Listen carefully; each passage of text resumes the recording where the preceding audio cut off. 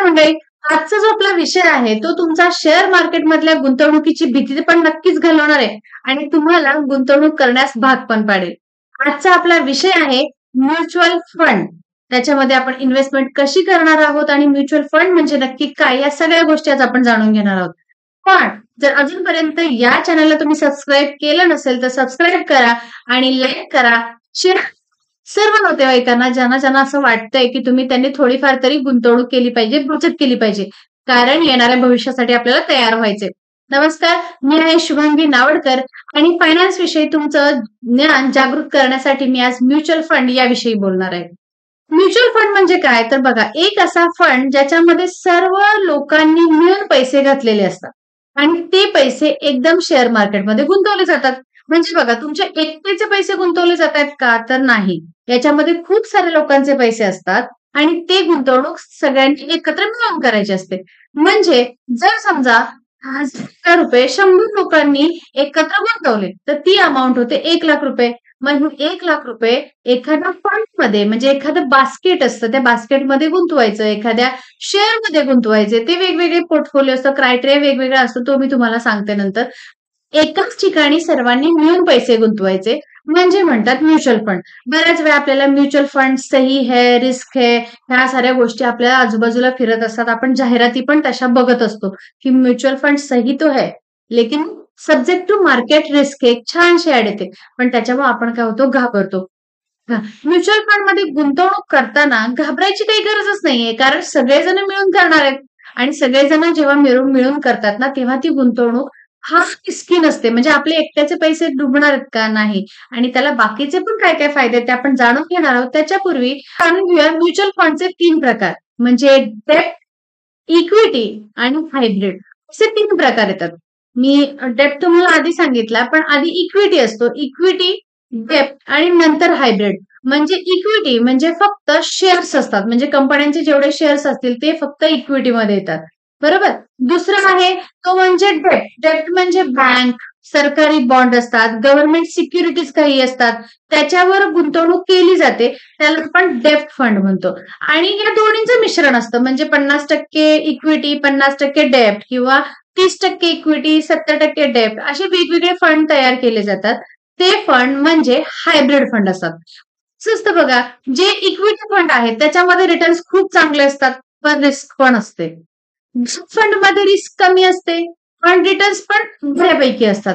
आणि हायब्रिड म्हणजे दोन्हींचा समतोल साधणारा असा हायब्रिड फंड असतात, की ज्याच्यामध्ये रिस्क बऱ्यापैकी असते आणि रिटर्न्स पण चांगले मिळतात. हे प्रत्येक वेगवेगळे फंड मॅनेजर असतात आणि असे वेगवेगळे बरेचसे फंड आहेत. या फंडमध्ये गुंतवणूक कशी करायची? कारण तुम्हाला एवढं तर समजते, की मेनली 3 प्रकारचे फंड असतात. आता याच्यामध्ये सब डिव्हाइड बरेचसे फंड आहेत. म्हणजे एल-एस-एस फंड असेल, बाकीचे म्हणजे प्रत्येक फंड मॅनेजरचा आपला आपला क्रायटेरिया असतो. प्रत्येक फंडचे आपले आपले क्रायटेरिया असतात. म्हणजे समजा Motilal Oswal mid cap fund, small cap fund, large cap fund असे वेगवेगळे प्रकार असतात. त्यानुसार गुंतवणूक केली जाते. आता या आपल्याला गुंतवणूक करायची आहे. मग गुंतवणूक करायची कशी?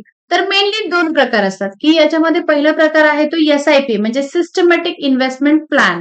म्हणजे तुम्ही काय करायचं, सिस्टमॅटिकली पर मंथ तुम्ही एक ठराविक रक्कम या फंडमध्ये टाकायची आहे. पर मंथ किंवा आता तर 15 दिवसांनी पण जाते आणि एक वीकली सुद्धा असं असतं, की एका आठवड्यामध्ये एका दिवशी तुमचे पैसे अकाउंटमधून डायरेक्टली कट होतात. असं पण असतं. पण याला एस-आय-पी म्हणतात. सिस्टमॅटिकली जायचं आणि 1 वर्ष व्यवस्थित सिस्टमॅटिकली तुम्ही इन्व्हेस्टमेंट करायची आणि त्याच्या पुढे जाऊन तुम्ही पुढच्या वर्षी 10% स्टेप अप एस-आय-पी करायची. नाही केली तरी चालते, पण केलं तर खूप छान, कारण आपण महागाईला बीट करण्यासाठी स्टेप अप एस-आय-पी करतो.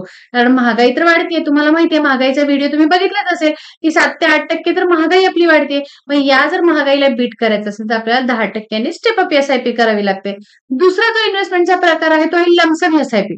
समजा माझ्याकडे आज 10,000 आले, माझ्याकडे आज 50,000 आले, माझ्याकडे आज 20,000 आले, 25,000 आले. तर अशी रक्कम आपण काय करतो, डायरेक्टली लमसममध्ये एखाद्या फंडमध्ये टाकून ठेवतो. मग त्याच्यावर आपल्याला काय असेल तर त्याच्यावर आपल्याला बेनिफिट मिळत जातो. ही झाली लमसम इन्व्हेस्टमेंट. तुम्ही दोन्ही प्रकारच्या इन्व्हेस्टमेंट करू शकता. दोन्ही प्रकारच्या इन्व्हेस्टमेंट फायदेशीर आहेत. याच्यामध्ये लमसम इन्व्हेस्टमेंट करताना मात्र तुम्हाला मार्केट वरती आहे की खाली आहे हे जाणून घेणं खूप गरजेचं आहे. कारण लमसम तुम्ही जेव्हा एखादी रक्कम टाकताय, तेव्हा मार्केट ऑल टाईम हायला असू शकतं. जास्त मार्केट असेल त्यावेळी तुम्ही टाकलं तर मग तुम्हाला काय होतं, परतावा कमी मिळत जातो. याच्यापेक्षा तुम्ही तुमच्या डॅशबोर्डवर जायचं आणि तिथं जर समजा आज म्युच्युअल फंडचे रिटर्न्स कमी दिसत आहेत किंवा चांगला परफॉर्म केलेला नाहीये, असं जर तुम्हाला जाणवतं त्यावेळी तुम्ही लमसममध्ये अमाउंट टाकू शकता. यानेही आपल्याला खूप छान रिटर्न्स जमा करता येतात. म्हणजे ॲव्हरेजिंग होत जातं. मी बऱ्याच वेळा ही ट्रिक वापरते म्युच्युअल फंड इन्व्हेस्टमेंटसाठी. म्युच्युअल फंडचे फायदे कोणकोणते? तर याच्यामध्ये सगळ्यात मोठा फायदा हा आहे, की म्युच्युअल फंड बघा, मी आधी तुम्हाला रचना सांगितली, की म्युच्युअल फंड कसे असतात किंवा काय असतं. म्युच्युअल फंड हे जे बास्केट आहे, जे मी बोलले, ते बास्केट तुम्ही आम्ही हँडल करतो का? तर अजिबात नाही. हे बास्केट आहे ते प्रोफेशनल फंड मॅनेजर तो बास्केट हँडल करत असतो आणि तो आपल्यासाठी अभ्यास करून तो शेअर्समध्ये गुंतवणूक करत असतो आणि याच्या पाठीमागे खूप मोठी रक्कम असते. म्हणजे आपले समजा 50,000, 1,00,000, 2,00,000, 10,00,000 आपले गुंतवलेले असतील, पण असे कोटीमध्ये व्यवहार फंड मॅनेजर करत असतो. त्याच्यामुळे त्यांनी सुद्धा तेवढा परफेक्ट अभ्यास केलेला असतो आणि आपल्या बिहाफवर आपण शेअर मार्केटमध्ये स्टडी करू शकत नाही. मग अशा वेळी आपला वेळ पण आपण तेवढा तिथं देऊ शकत नाही. मग अशा वेळी आपल्या बिहाफवर, आपल्या वतीनं फंड मॅनेजर आपला पैसा तिथे टाकत असतो. त्याच्यामुळे त्याचा एक्सपिरियन्स महत्वाचा आणि तो जे काही अभ्यास करतो त्याच्यावर तो पैसा डंप करत असतो. म्हणजे पैसा शेअर मार्केटमध्ये गुंतवत असतो. सगळ्यात मोठा हाच फायदा असतो, की आपला तिथे वेळ बिलकुल न जाता आपलं ते पॅसिव्ह इन्कम तयार होतं. म्हणजे आपण तिथं काम करतोय का? अजिबात नाही. पण आपले पैसे मात्र तिथं मल्टिप्लाय होत असतात.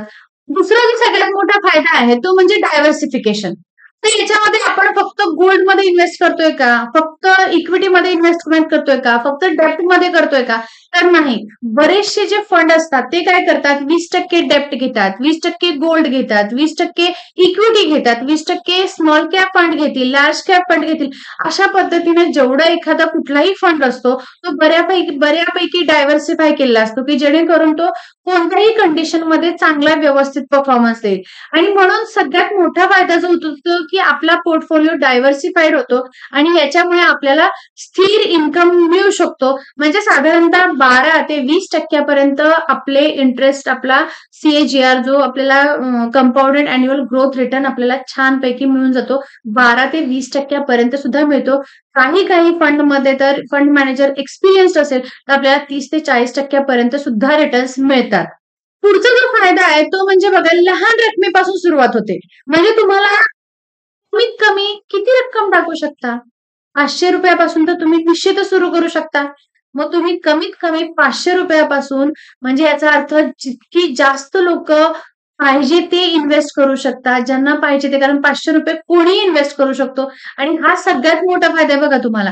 गोल्डमध्ये तुम्हाला इन्व्हेस्टमेंट करायचं असेल तर तुम्हाला फिजिकल गोल्डमध्ये इन्व्हेस्टमेंट करायचं असेल तर तुम्हाला जास्त पैसे लागतात. रिअल इस्टेटमध्ये तुम्हाला गुंतवणूक करायची असेल तिथेही तुम्हाला जास्त पैसे लागतात.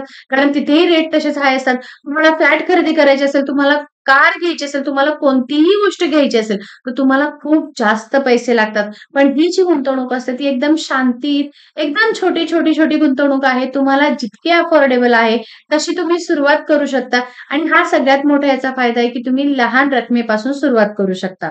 त्याचा जो चौथा फायदा आहे तो लिक्विडिटी. म्हणजे बघा, मार्केटमधला पैसा मार्केटमध्येच आहे. तुम्हाला वाटलं, की मला उद्या माझा पैसा हवाय. तुम्ही लगेच काढू शकता. तिथे तुम्हाला कोणी अडवणार नाहीये. तुमचे फक्त पासवर्ड, टिपिन वगैरे असतील ते तुम्हाला माहिती असेल तर तुम्ही पाहिजे तेव्हा पैसे ते काढू शकता आणि 1-1.5 दिवसात किंवा 24 तासांनी तुमच्या अकाउंटमध्ये ते पैसे जमा होतात. म्हणजे तुम्हाला इतर कुठेही बाहेर जायची गरज नाहीये. तुम्ही बँकेत जायची गरज नाहीये. तुम्ही तिथून विथड्रॉल पैसे करून घेऊ शकता आणि हाही त्याचा खूप चांगला फायदा आहे, की तुम्हाला कोणालाही विचारायची गरज नाहीये. तुमच्या जरी बँकेत पैसे असतील, तर तुम्हाला जाऊन बँकेतून पैसे काढावे लागतील. एटीएम थ्रू काढू शकतात. पण तुम्ही जर समजा एफ-डीमध्ये ठेवले असेल, तर तुम्हाला प्रोसिजर करावी लागेल. तुम्ही जर गोल्डमध्ये तुम्हाला गोल्ड ठेवायचं असेल आणि त्यातून पैसे काढायचे असतील, तरीही तुम्हाला प्रोसिजर करावी लागेल. रिअल इस्टेट असेल, तर त्याला तुम्हाला पटकन क्लायंट मिळणं गरजेचं आहे. म्हणजे तिथेही तुमचे पैसे अडकून राहतात. म्युच्युअल फंडमध्ये मात्र तुमचे पैसे कधीच अडकून राहत नाही. तुम्हाला जेव्हा पाहिजे तेव्हा तुम्ही त्यातले पैसे काढूच शकतात आणि किती रक्कम काढू शकता. म्हणजे समजा तुमचे 10,00,000 साठलेले आहेत. मला आता फक्त 2च लाखांची गरज आहे, तर तुम्ही फक्त 2 लाख सुद्धा विथड्रॉल करू शकता. हाही खूप चांगला फायदा आहे. आणि सगळ्यात महत्त्वाचा फायदा म्हणजे कंपाउंड इंटरेस्ट म्हणजे चक्रवाढ व्याज याच्यावर काम करतं. म्हणजे तुम्ही जे पैसे गुंतवताय त्याच्यावर कंपाउंडिंग होत असतं आणि हा सगळ्यात मोठा फायदा आहे. एस-आय-पी कॅल्क्युलेटर काढा आणि त्याच्यावर रक्कम टाकून बघा. मी माझ्या व्हिडिओमध्ये व्यवस्थित त्याचाही व्हिडिओ मी तयार केलेला आहे. अजून हवा असेल तर मला कमेंट करा खाली, की मॅडम याच्यावर अजून तुम्ही सांगा. मी अजूनही याच्यावर पुन्हा माहिती सांगते. मी तुम्हाला व्यवस्थित माझ्या डेस्कटॉपवर जाऊन सुद्धा मी तुम्हाला दाखवू शकते, की एस-आय-पी कॅल्क्युलेटर काम कसं करतं. ॲक्चुअली कंपाउंडिंग कसं वर्क करतं. जगातलं ते 8वं आश्चर्य आहे कंपाउंडिंग आणि त्याच्यामुळे वॉरेन बफेट सारखे लोकं जे एवढे श्रीमंत झाले, दमानिया, डी-मार्टच्या आहेत, राकेश झुनझुनवाला ही जी काही नावं आहेत, जी खूप मोठी नावं झाली आणि त्यांनी शेअर मार्केटमधून खूप जास्त पैसा कमावला. त्याला कारण फक्त आहे कंपाउंडिंग. कारण आपला पैसा रोज कंपाउंड होत असतो. म्हणजे तुम्ही विचार करा, महिन्याला नाही, आजचा पैसा आज गुंतवला गेलाय बाजारात. म्हणजे आज जर 10% एखादं मार्केट वाढलं, तर तुम्हाला त्या ह्याच्यावर म्हणजे ₹100 वर तुम्हाला 10% बेनिफिट होतो. म्हणजे तुम्हाला ₹110 मिळतात. आणि जेव्हा मार्केट खाली येतं, तेव्हा 110 चे 3% 4% होतात. तेवढं खाली येतं. पुन्हा त्याच्यावर जेवढं वाढेल तेवढं. म्हणजे रक्कम ही तुमची इंटरेस्ट पे इंटरेस्ट, इंटरेस्ट वर इंटरेस्ट, व्याजावर तुमच्या व्याज मिळत जातं. आणि हा सर्वात मोठा याचा फायदा आहे, की त्याच्यामुळे लोकांचे म्युच्युअल फंडमध्ये पहिले सुरुवातीचे 5 वर्ष पोर्टफोलिओ एकदम सामान्य दिसत असतो. म्हणजे ठीक आहे दुप्पट झाली, फार तर दुप्पटीहून अधिक झाली एवढी दिसते. पण फक्त 5 वर्ष जर तुम्ही एखाद्या फंडमध्ये कन्सिस्टंटली तुम्ही जर इन्व्हेस्टमेंट करत राहिलात, तर गॅरंटी के साथ ही रक्कम 7व्या-8व्या वर्षीपासून तिप्पट व्हायला सुरुवात होते आणि खूप छान रिटर्न्स दिले जातात.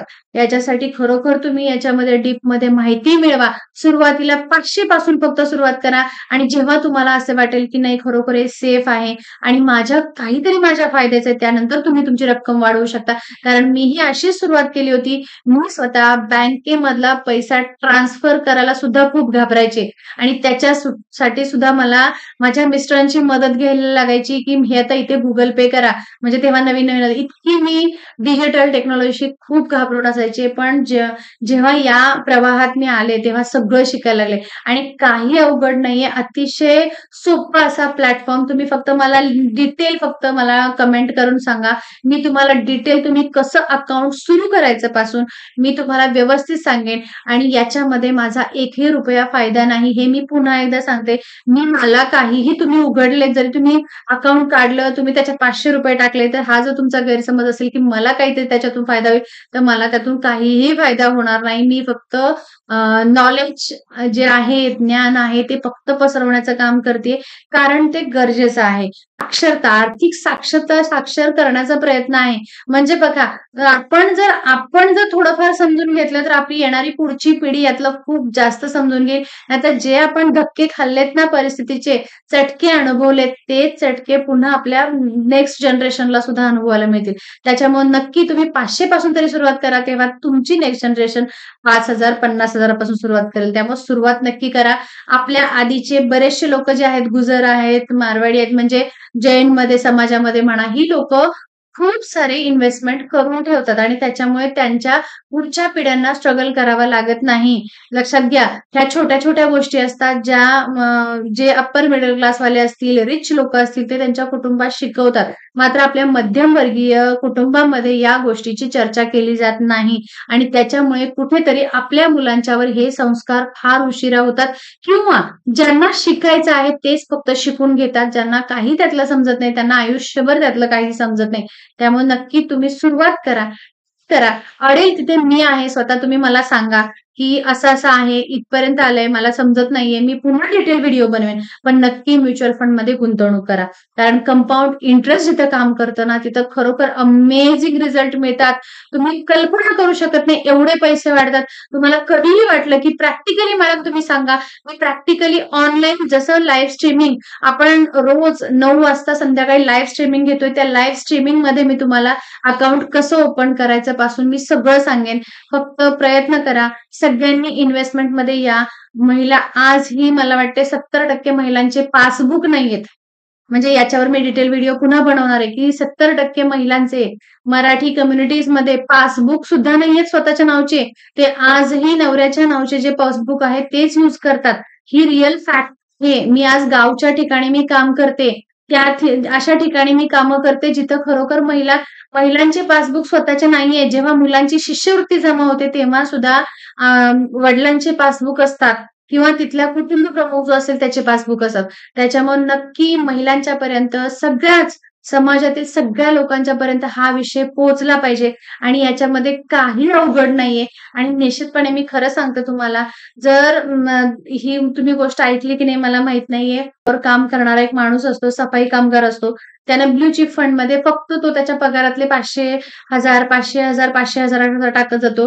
पण 20 वर्षानंतर त्याचा पोर्टफोलिओ स्वतःचा 1 करोडचा होतो. कारण तो फंडनी खूप चांगले रिटर्न्स पण दिलेले असतात आणि त्यांनी कन्सिस्टंटली त्या फंडमध्ये पैसे टाकले असतात. त्याच्यामुळे नक्की बाकीच्यांनाही सांगा, सबस्क्राईब करा चॅनलला, सगळ्यांना शेअर करा या गोष्टी. आता तुम्ही म्हणाल सगळं चांगलं सांगितलं. पण याच्यामध्ये काही रिस्की आहे का? काही असं आहे का, की जे नाही होऊ शकत असं? असं काही नाहीये लक्षात घ्या. रिस्की फक्त एकच आहे, की सब्जेक्ट टू मार्केट रिस्क म्हणजे कधी-कधी मार्केट जेव्हा डाऊनला असतं, कमी मार्केट परफॉर्म करतं, त्यावेळी मात्र आपला पोर्टफोलिओ काय असतो रेड दिसायला लागतो किंवा आपले रिटर्न्स कमी दिसायला लागतात. पण अशा वेळी जो शांत राहतो, होत नाही. म्हणजे बघा मोठं वादळ आलं ना, की फक्त जर आपण शांत राहिलो ना, तर ते वादळ येतं आणि निघून जातं. त्या पद्धतीने शेअर मार्केटमध्ये मार्केट फॉलला येतं, येतं पण आणि ते नंतर अपला जातं पण. म्हणजे जी गोष्ट अप एंड डाउन होते, त्याला शेअर मार्केट म्हणतात, की जिथं असं कधीच नसतं, कन्सिस्टंट लाईन कधीच चालत नाही. आणि तुम्ही तर ते ऐकलंच असेल, की अप्स एंड डाउन्स असतील तरच लाईफ आहे. कारण प्रत्येकाला कितीही खाली आला, तरी त्याला कधी ना कधी वरती जायचंच आहे. असं शेअर मार्केटचं पण आहे. जरी त्यांनी डाउन ट्रेंड दाखवलं, तरी सुद्धा कधी ना कधी अपला जाणार आहे ना. अशा वेळी काय करायचंय? फक्त शांत राहायचं. दुसरं काहीच करायचं नाहीये. त्याच्यामुळे ही एकच जर गोष्ट पाहिली तर म्युच्युअल फंडमध्ये काहीही रिस्क नाहीये. फक्त शांत राहा. तुम्ही फक्त इन्व्हेस्टमेंट करत चला. अजून काही माहिती हवी असेल तर निश्चितपणे मला कमेंट करून सांगा, की तुम्हाला याच्यावर डिटेल प्रॉपर व्हिडिओ हवा आहे. Till then stay happy, stay healthy and be wealthy. Thank you so much.